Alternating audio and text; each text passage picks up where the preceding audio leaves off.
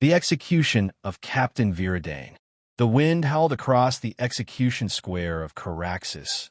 5. Carrying the dust of a broken world. A half-circle of Imperial troopers stood in formation, rifles locked and charged with searing plasma. Above them loomed banners of the Galactic Empire, red and black, snapping like whips in the storm.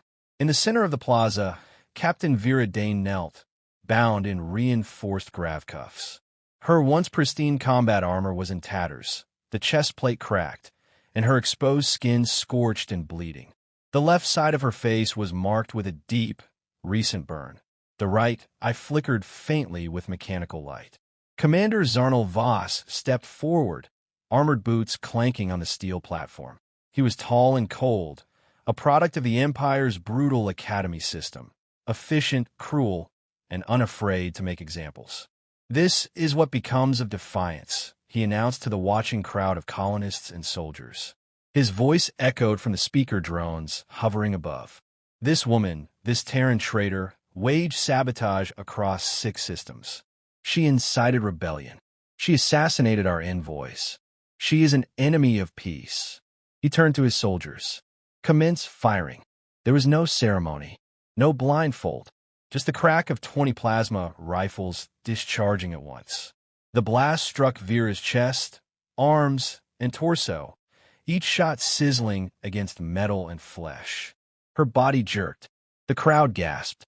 She did not scream. Again, the order came, and the squad fired. A third volley followed. Blood spattered the platform. Smoke curled into the air. And still, she did not die. On the ground, Vira coughed. It was wet and ragged, but she raised her head. One eye glass, military issue, battlefield augmented, glowed red. Her lips moved, barely audible. A whisper. "What is she saying?" one of the soldiers asked, unnerved. Voss stepped closer, cautious. Her mouth was forming words again and again, barely coherent under the static of her failing vocal modulator. "What burns?" she rasped. "Iron breaks. But I remember." He raised his hand. Another volley, this time aimed for the head. Before they could shoot, the world seemed to shudder. A voice, old and cracked like dry bark, echoed across the square. Not amplified, not recorded. It simply was. "I taught her." Silence fell. The wind itself stopped. From the shadows of the far wall, a figure stepped forward, hooded, hunched, wrapped in a patchwork of robes and scavenged armor pieces. She walked with a staff that clicked strangely on the ground, as if it had legs of its own. Some of the older soldiers took a step back. One dropped his rifle. "Be Baba Yaga," someone whispered. Commander Voss frowned. "This is a restricted military operation. Identify yourself." The old woman ignored him. She walked straight to the platform, gaze locked on Vira. Her face was pale and angular, etched with lines like fractured stone. Her eyes gleamed like stars buried in black water. "I taught her," she said again, louder this time. "She was mine before she was yours." Voss raised his sidearm. "This is treason. Step away from the prisoner." The old woman tilted her head. "Do you know why she's still alive, Commander?" Voss hesitated. "Augment failure. A glitch. Nothing more."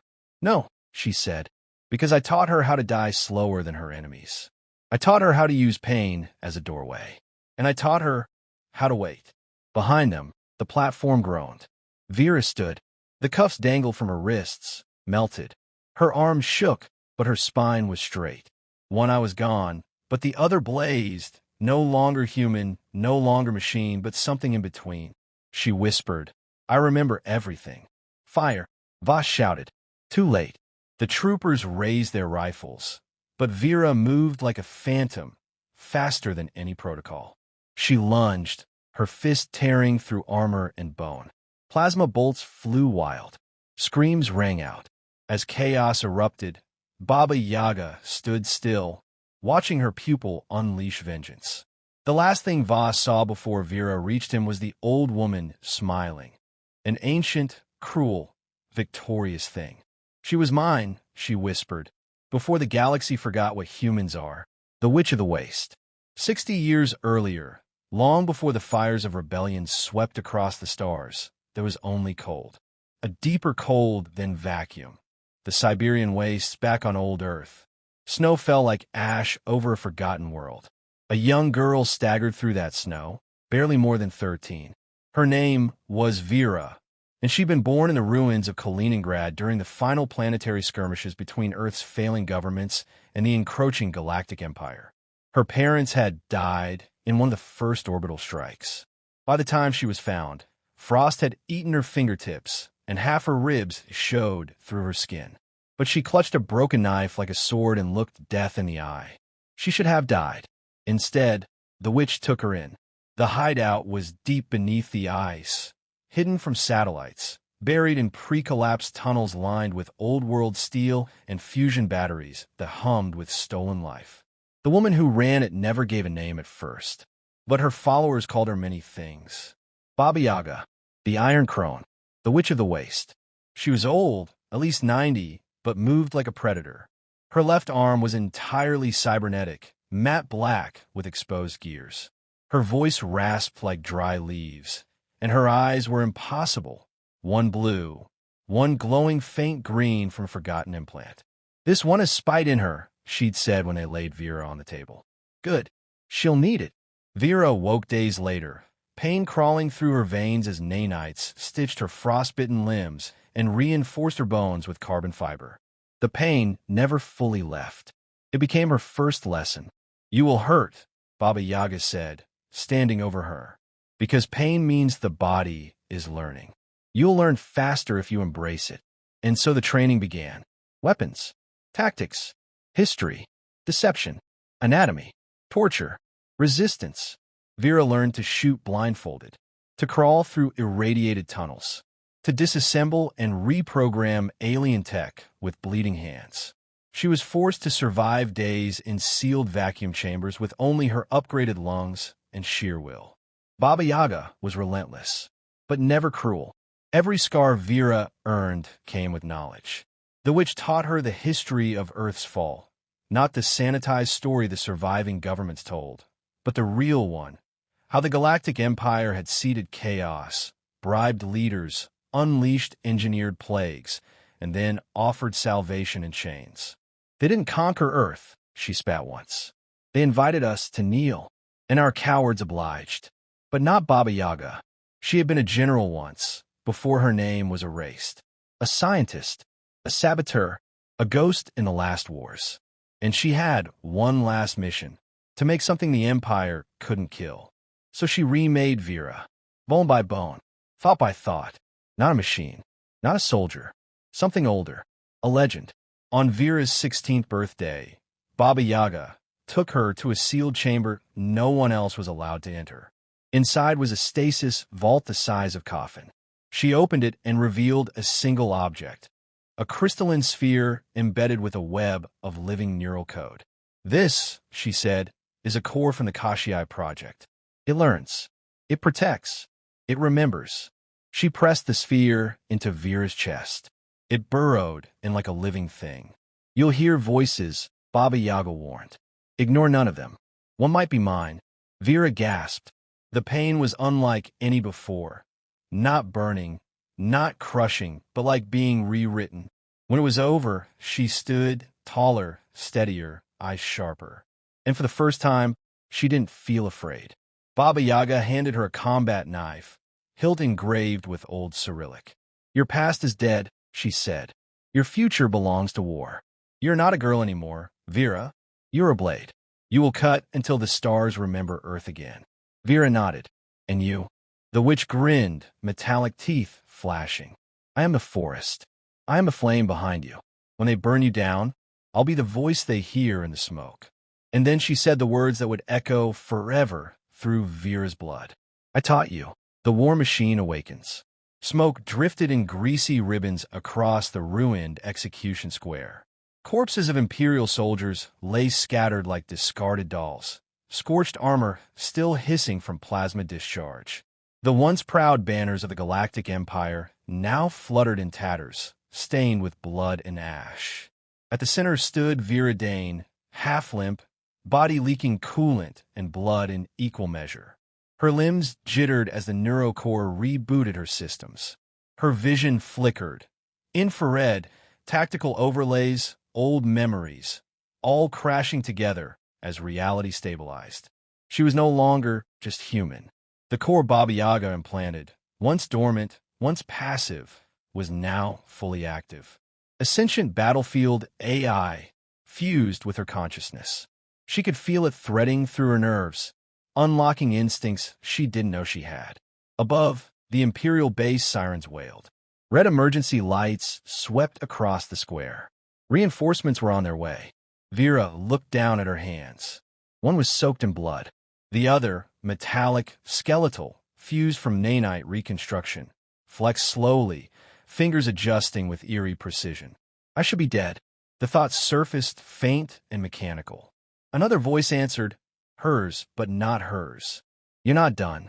She turned toward the command tower. That's where Commander Zarnal Voss had retreated, where orders would be broadcast, where orbital strikes could be launched. If she didn't stop him, they'd glass the entire colony to bury her. And the old woman, Baba Yaga, Vira whispered. No response. The witch was gone, disappeared into smoke like a shadow, never meant to stay. Vira staggered forward, pain echoing in her spine. The neurocore surged, auto-correcting her balance. Systems synced. Muscles tensed. The storm outside intensified. She ran. Inside the tower, Commander Voss slammed a crimson button on the control panel. Orbital protocol read. Full bombardment authorization. Purge the surface. A drone above his head chirped. Authorization denied, it said flatly. What? He snapped. I have command clearance. No longer, came a voice behind him. He spun, weapon raised. Vira was already there. She struck first. A flat palm to the throat, a twist of his wrist. The sidearm clattered to the floor. He kicked, fast for a man in command armor, but she anticipated it. The core showed her movements before they happened. He stumbled back, blood running from his mouth. You're a machine, he spat. A freak. I'm what you made, she said coldly. But I was never yours. He lunged toward the override console, and Vira responded with a leap that shattered the table between them. Her fist drove into his chest plate, caving the alloy inward. Sparks flew. Voss collapsed, coughing blood, staring up at her with wild, furious eyes. You think this ends anything? He choked. The Empire will come. They'll find you. They'll burn this whole planet. Vira looked down at him. Then I'll burn first. And then, a sound. A hum through the comms panel. A familiar rasp. You're not alone, little bird. Vira froze. Baba Yaga's voice. Did you think I'd leave you for real? I taught you better than that. The main holoscreen flickered. An image resolved. A Dreadnought, ancient, Earth-built Kashia class.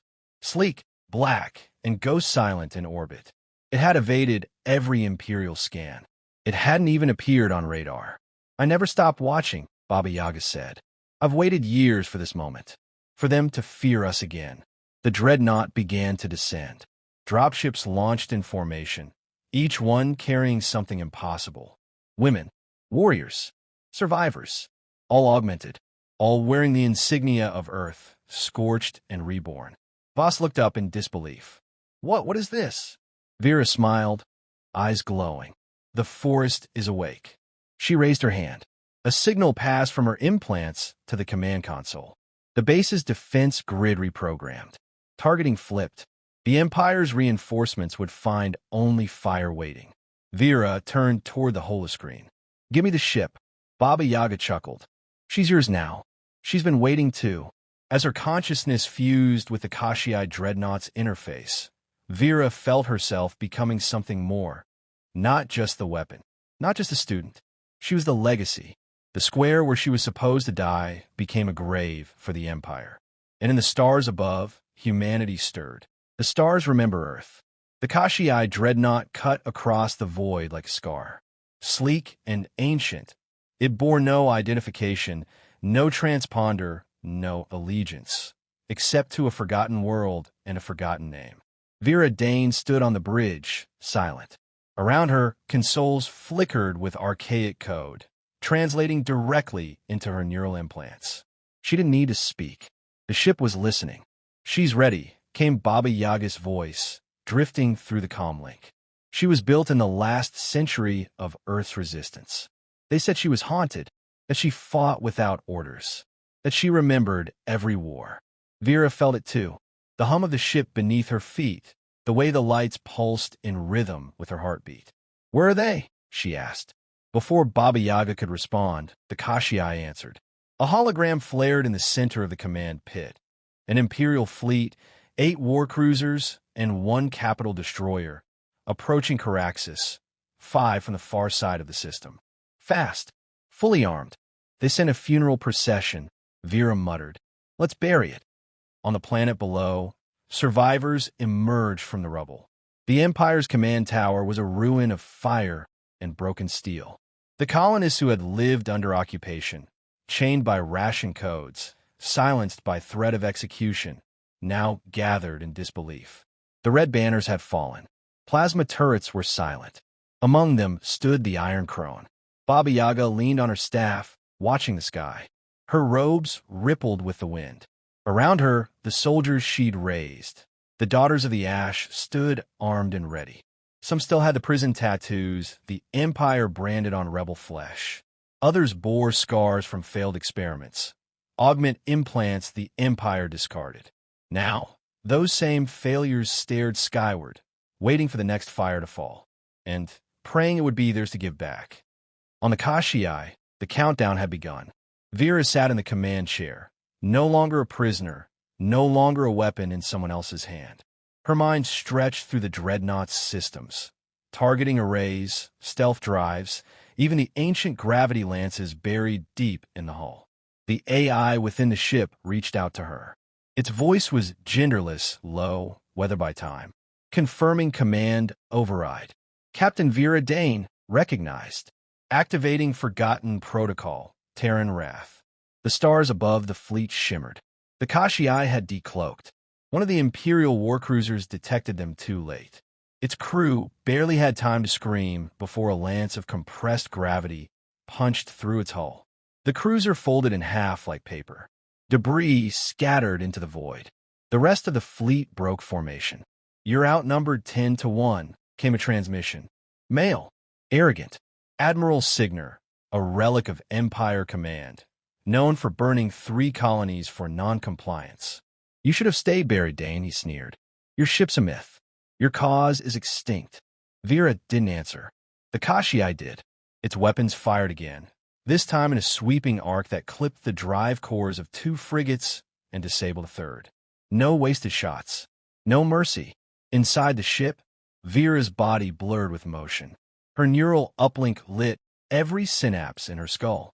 Her bones hummed. She could see how the enemy moved before they moved. The Dreadnought didn't just obey her. It followed her vengeance. "Target the command destroyer," she said aloud. The AI paused. "Destruction will trigger system-wide distress call. The Empire will retaliate." Vira smiled, sharp and cold. "Let them." The main cannon began to charge. On Caraxus, 5, Baba Yaga felt the power in the sky. She looked up, eyes flashing. "She's doing it," she whispered. "She's not just surviving. She's remembering us all." All around her, the people heard the thunder. They saw the Imperial ships fall like burning gods from the heavens. They watched as the old myths returned, and something changed in them. Not hope, defiance. Above, the Kashii fired one last time. A beam of hypercharged energy split space, lanced through the command destroyer, and ignited its reactor. The explosion was silent in the vacuum, but across every open comms channel, the transmission was crystal clear. "This is Captain Vira Dane of Old Earth. We remember who we are, and we are coming back." In the silence that followed, the Imperial fleet was gone. Vira sat back in her chair, eyes burning. She could feel them, the humans out there, broken, scattered, forgotten, waiting to believe again. And above the wreckage of the Empire, in the Dreadnought of ghosts, the stars whispered. She was taught. She remembers. She is human. And now, so will the galaxy.